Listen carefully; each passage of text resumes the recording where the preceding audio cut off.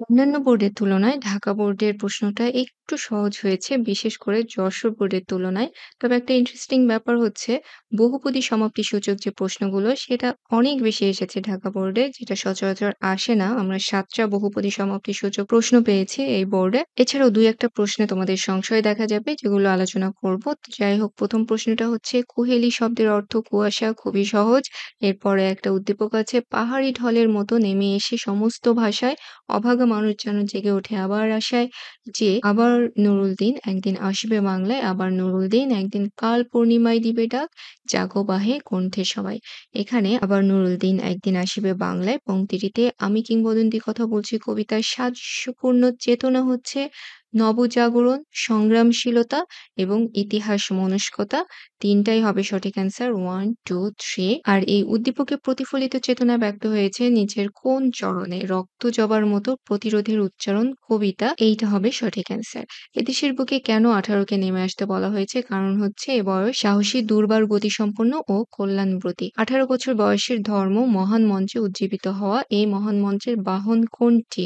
আত্মত্যাগ। এই প্রশ্নটা এসেছে পাঠ পরিচিতি থেকে, যেখানে বলা হয়েছিল যে ১৮ বছর বয়সের ধর্ম হচ্ছে আত্মত্যাগের বাহনে যে মহান মন্ত্র, সেটাতে উজ্জীবিত হওয়া। যাই হোক, ঘাতকের অশুভ আস্তানায় মানুষের অবস্থা ছিল কেউ মরা, আধমরা কেউ, কেউ বা ভীষণ জেদি বিপ্লবে ফেটে পড়া, অর্থাৎ ১, ২, ৩ তিনটাই হবে অ্যান্সার। মীর জাফরের প্রকৃত নাম মীর জাফর আলী খাঁ। আর বাংলাদেশের জাতীয় কবি হচ্ছে কাজী নজরুল ইসলাম। খুবই সহজ একটা প্রশ্ন, কিন্তু আমরা তার কথা বুঝলাম না। আমার পথ প্রবন্ধে কার সম্পর্কে আলোচ্য কথাটি বলা হয়েছে? মহাত্মা গান্ধী। কন্যার রূপগুণের বর্ণনায় বিনু দাদা বলেছিলেন, মন্দ নয় হে খাঁটি সোনা বটে, অর্থাৎ ১, ২ এই ২ টা হবে। যদিও এই ৩ নাম্বার অপশনটা প্রায় একই রকম এবং অনেকেরই এইজন্য কনফিউশন তৈরি হয়েছে যে খাঁটি সোনা বটে নাকি খাঁটি সোনা হে। তো যাই হোক, যারা একটু ভালো করে গল্পটা পড়েছো, খুব সহজেই এটা বুঝতে পারা যায় ১ এবং ২। দক্ষযোগ্য শব্দের অর্থ হচ্ছে হট্টগোল। আর বিলাসীর আত্মহত্যার কারণ স্বামীর শোক আর নিষ্ঠুর সমাজ ব্যবস্থা। ১ এবং ৩। ভালোবাসাকে জীবন্ত রাখার কোনো ইচ্ছা কিন্তু বিলাসীর ছিল না। যদিও মূলত স্বামীর শোকেই সে আত্মহত্যা করেছে, তবে সমাজ ব্যবস্থা যদি নিষ্ঠুর না হতো, তার অভিজ্ঞতা যদি এত খারাপ না হতো, তাহলে হয়তোবা সে নতুন করে আবার বাঁচার চেষ্টা করতে পারত। ভাষা আন্দোলন বাঙালিকে আন্তর্জাতিক পরিচিতি ও মর্যাদায় ভূষিত করেছে।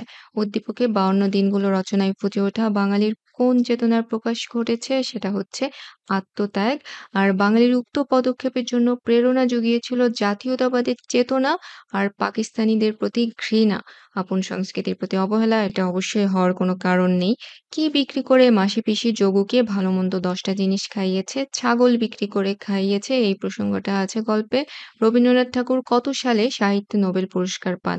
১৯১৩ সালে। এটাও অনেক সহজ। কমলবন শব্দটি ফেব্রুয়ারি ১৯৬৯ কবিতায় কি হিসেবে ব্যবহার করা হয়েছে?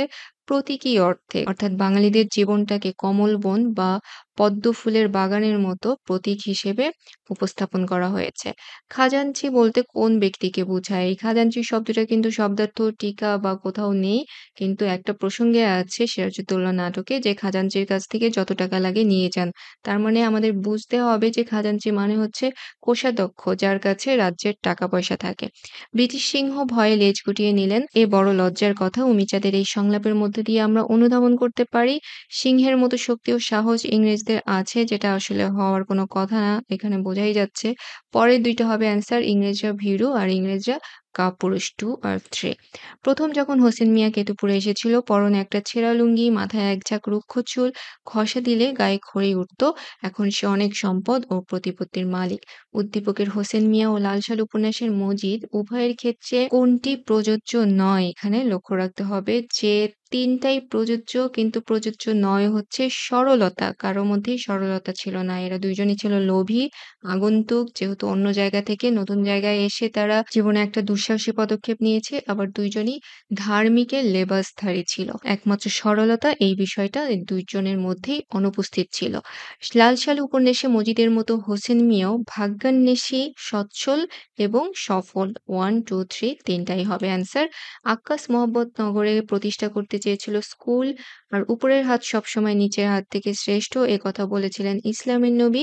শহরের বুকে জলপাই রঙের ট্যাঙ্ক এলো দানবের মতো চিৎকার করতে করতে। উদ্দীপকের সঙ্গে রেইনকোট গল্পের সাদৃশ্যপূর্ণ বিষয় হচ্ছে গ্রেনেড ছোড়া আর মুক্তিযুদ্ধের সময়। এই ২ টাতে সাদৃশ্য আছে। সালাম আর বরকতের শহীদ হওয়ার প্রসঙ্গটা এখানে সাদৃশ্যপূর্ণ নয়। উদ্দীপকের কোন বিষয়টিতে রেইনকোট গল্পের মিল পাওয়া যায়? সেটা হচ্ছে ক্র্যাকডাউন রাতে, ট্যাঙ্কের হুঙ্কার আর মানবিক বৃত্তি বলতে আমরা কি বুঝি? মানবিক বৃত্তির প্রসঙ্গটা আছে মানব কল্যাণ প্রবন্ধে, যেখানে লেখক বলতে চেয়েছেন যে রাষ্ট্রের কাজ হচ্ছে মানবিক বৃত্তির বিকাশের পথটা করে দেওয়া, বা সত্যিকার অর্থে এটাই হচ্ছে মানব কল্যাণ, যেখানে মানবতার প্রসঙ্গ থাকবে, সেবার প্রসঙ্গ থাকবে। মানুষ মানুষের সেবা করবে।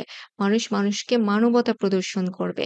কিন্তু দয়া জিনিসটা তিনি পছন্দ করেননি, বা আমরা যে দয়াকে মানব কল্যাণ বলি, কিছু টাকা ভিক্ষা দেওয়া বা অল্প কিছু সাহায্য করা, এটা হচ্ছে দয়া, যেটা মানবিক বৃত্তি বিকাশের পথে বাধা। দয়াটা আমরা চাই না। মানবিক বৃত্তিটা হচ্ছে মানবতা এবং সেবা 1 এবং 3। গাহি সাম্যের গান, মানুষের চেয়ে বড় কিছু নাই, নহে কিছু মহীয়ান। উদ্দীপকের ভাব প্রতিদান কবিতার কোন ভাবকে ধারণ করে? প্রতিবাদ তো হবেই না, হিংসা বিদ্বেষপূর্ণ মনোভাব এটাও হওয়ার কোনো কারণ নেই। জাগরণ চিন্তা এবং সাম্যবাদ, এই ২ টা অপশনের মধ্যে হয়তো অনেকের সংশয় আছে। সাম্যবাদ বিষয়টা এই উদ্দীপকে আছে, কিন্তু প্রতিদান কবিতায় কিন্তু সাম্যবাদ যেহেতু নেই, কাজেই জাগরণ চিন্তা এইটা হবে অ্যান্সার।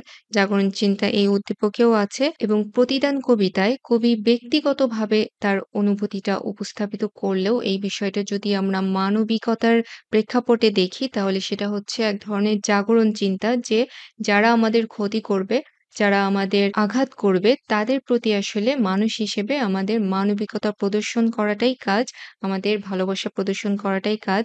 এটাই হচ্ছে মানবিকতার জাগরণ। সামগ্রিক অর্থে জাগরণ চিন্তাটাই হবে সঠিক অ্যান্সার। উদ্দীপক ও আলোচ্য কবিতায় প্রকাশ পেয়েছে মানুষের প্রতি ভালোবাসা এবং মানুষের শ্রেষ্ঠত্ব 1 এবং 3। শিখর হিমাদ্রির সবচেয়ে সহজ অর্থ হচ্ছে হিমালয়ের কৃষ্ণচূড়া, আর বিদ্রোহী কবিতাটি অগ্নিবীণা কাব্যগ্রন্থ থেকে সংকলিত করা হয়েছে। আশা করা যায় ২-১ টা প্রশ্ন বাদে সবারই মোটামুটি অনেকগুলোই এমসিকিউ হবে ঢাকা বোর্ডে। সবার প্রতি শুভকামনা রইলো। ভালো থেকো সবাই।